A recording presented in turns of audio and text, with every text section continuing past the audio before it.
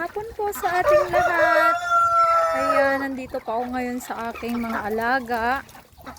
Ganito nga po yung aking nilalakaran sa araw-araw, mga kananay, dahil ilang gabi na ngang umuulan at araw. Kulang-kulang 1 linggo na nga po umuulan, mga kananay. Kailangan ko din talaga ng gamot na para sa sipon ng aking mga alaga at vitamins na din nila para makaiwas tayo sa sakit.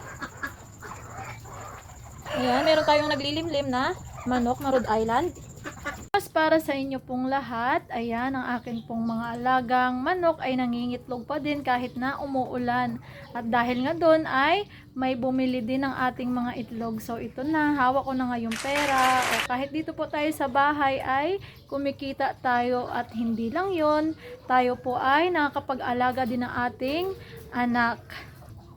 At kahit papano ay meron tayong napapagkaabalahan sa buhay.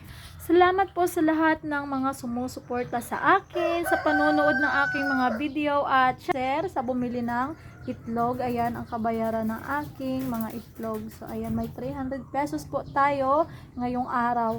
Hindi po natin basta-basta ang makikita ang pera, basta lang sa kalsada at tumingin ka lang sa daan. Talagang kailangan ay meron tayong income kahit papano. So, thank you po sir sa pagbili, at sana lahat ng inyong mga nabiling itlog ay magbitak.